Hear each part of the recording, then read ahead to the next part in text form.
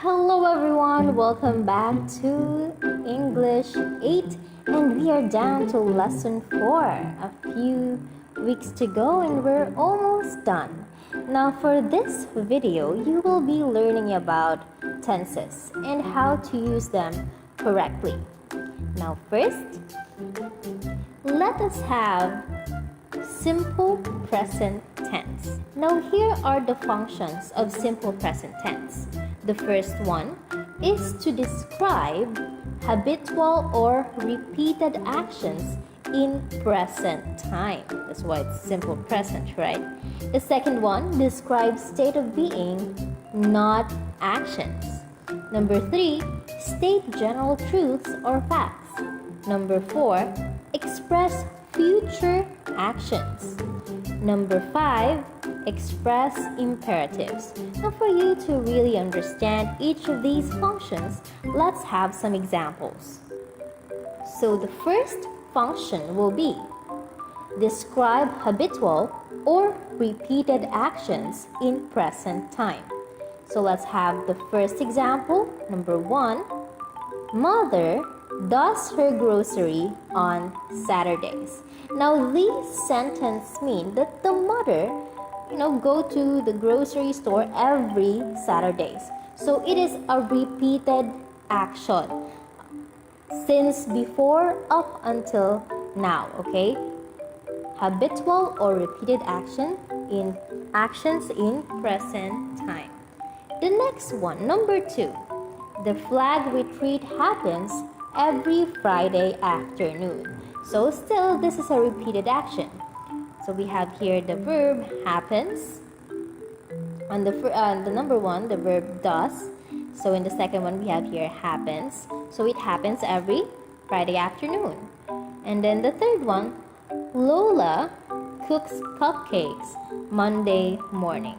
So even though you don't say every Saturday or every Monday, it's already understood that Lola cooks cupcakes Monday morning. So when Monday comes, there will be some cupcakes for you to eat. So the verb here we have cooks. It's in present tense. The next function, describe state of being, not actions. So when we say state of being, it shows feelings, it can show senses.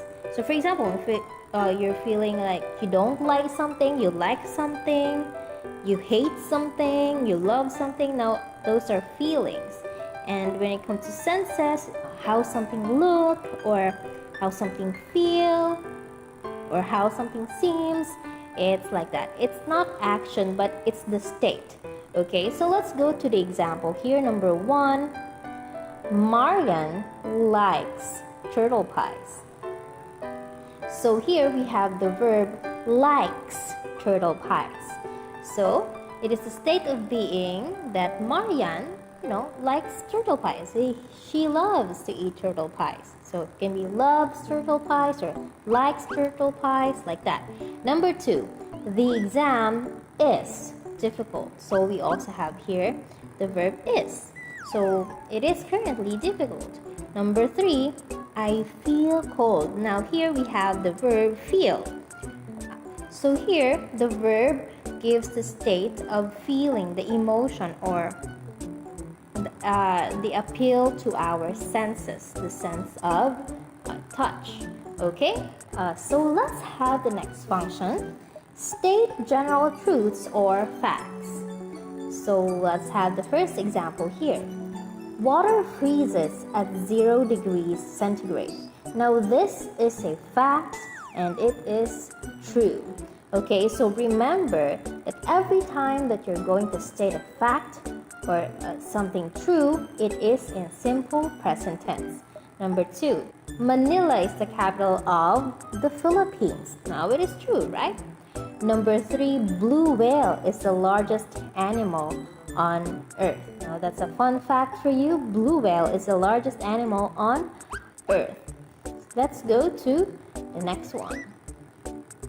Express future actions. Now you might be a bit confused while it is in simple present tense, but why does it express future actions when we have future tenses, right? Now, a simple present tense, when an action is scheduled to happen.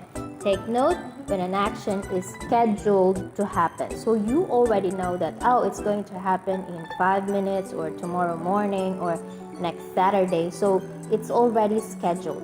So you're going to use simple present tense. Now let's take a look at this example. Number 1, I have a test next Wednesday. So I have a test next Wednesday. So it's already scheduled on Wednesday.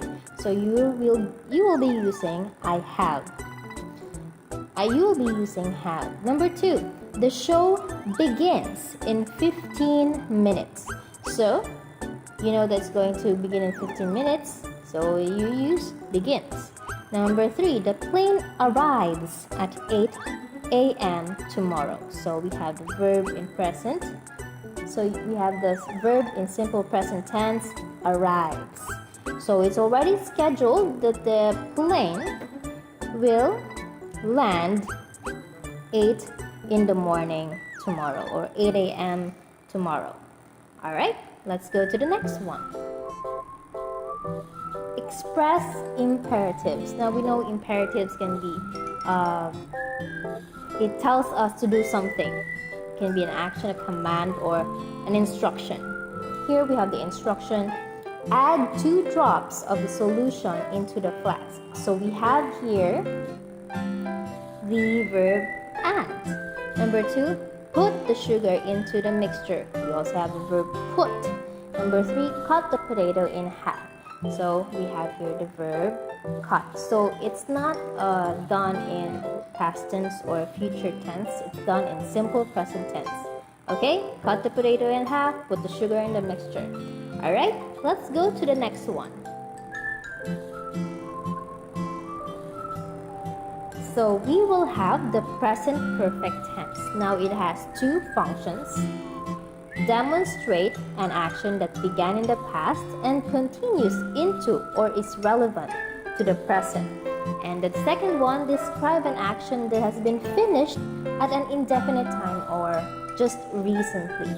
Okay, for you to better understand this, let's take a look at the examples. Number 1, demonstrate an action that began in the past and continues into or is relevant to the present time. So we have this pattern over here, has or have plus past participle form of the verb. Okay, number 1, I have lived in Kalibo for 5 years. So it started 5 years ago. So it began in the past. And up until now, it still continues that I do still live in Kalibo. So I have plus the past participle of live, lived in Kalibo for 5 years. So it happened it began in the past, it started in the past, and it still continues up to now. Number 2, my debate team has become a formidable group since its inception. So we have there has become. Okay, so from the time it was founded or since its inception, the debate team or my debate team has become a formidable group. So it means it's up to now. When we say formidable, it's something powerful or it's a threat to many. Okay, so number 3, I have already seen that spoken word performer. You have seen that person before and seeing him now as well. So you say, I have already seen that spoken word performer. Now we have here have plus the past participle of see, which is seen. Okay, now let's go to the second function of the present perfect tense. Describe an action that has been finished at an indefinite time or recently. So when we say indefinite time, we don't know what time exactly it finished, okay, or it just happened recently. Let's go to the examples. Number 1. Upon retiring, Mrs. Regis has taught the university for 35 years. Now, upon retiring, it's just recently, or we don't know exactly when she retired. And before that, Mrs. Reyes has taught the university for 35 years. Number 2, her works have won her the Magsaysay Award for Leadership. So we don't really know what's the exact time, but it may happen recently. So her works have won her the Magsaysay Award for Leadership. Number 3, I have walked this path before. Now you can't exactly remember when, but yes, you have walked that path before. So again, I have walked this path before. So remember, we have here the pattern for the present perfect tense, has or have, plus the past participle form of the verb. Again, the past participle form of the verb. So we have here in this example, has plus taught, have plus won, have plus walked. Okay, let's go to the next tense. The simple past tense. So the two functions are, it indicates that an action or condition took place or happened at a specific or definite time in the past. So you are really sure that it happened in the past. And number 2, state facts in a remote time. So when we say remote, it means far away time. Okay, so specifically a far away time from the past. All right, let's go to the first one. Indicate that an action or condition took place or happened at a specific or definite time in the past. Now, of course, you're going to use the past tense form of the verb.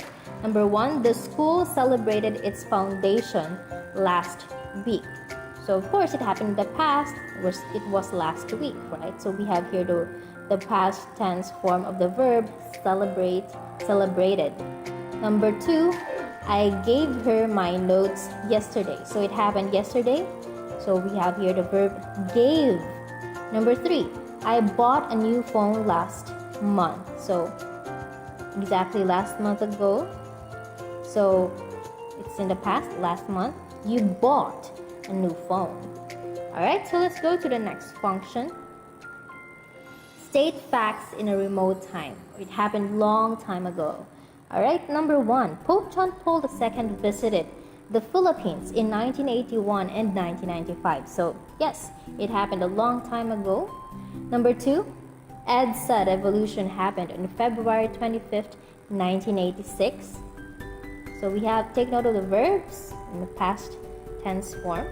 Number 3, the 19 martyrs of Aklan were executed by musketry on March 23, 1897. Alright, so here we have the third example. Now you know why we have the holiday 19 martyrs, because they were executed on that day, March 23, 1897. So again, past tense form of the verb. Now let's go to the next tense. Past perfect tense. Now this indicates that there are two past actions, and the first past action has happened or was completed before the occurrence of another past action. So take note, there are two events that happened both in the past. So may nauna muna, there's a first action, the action 1, and then there's another action 2. Okay, so these are all in the past and this is the present. So for you to better understand this, let's take a look at some examples. So first, take note that we have this pattern, had plus the past participle of the verb. Alright, so number 1, he had submitted his work when his laptop crashed. Okay, so the first action was he already submitted his work. Alright? So, submitted his work is action number 1. And then, right after that, the laptop crashed. So, this is the second action. So, again, had submitted. So, always remember to have your past participle. You have here the had plus past participle of the verb in the first action. Number 2, before May filed a complaint, she had talked to the manager first. So what happened first here? File a complaint or talk to the manager? So of course, it was talk to the manager. So the first action here is talk to the manager, and the second one is the filing of the complaint. Okay, so remember you have here the had plus the past participle of the verb in the first action. Okay, yun yung unang nangyari. So dun ka maglalagay ng had plus the past participle of the verb. Number 3, John had baked a cake before you arrived. So what happened first? It's the baking of the cake, right? Right? So you have here had baked a cake before you arrived. Now, those are the 4 tenses that we have for this lesson. And for your activity, go to page 458 to 459 of your book and answer exercise A and exercise B. Answers only. Do this in a one whole sheet of paper. Now, this has been Teacher Dove.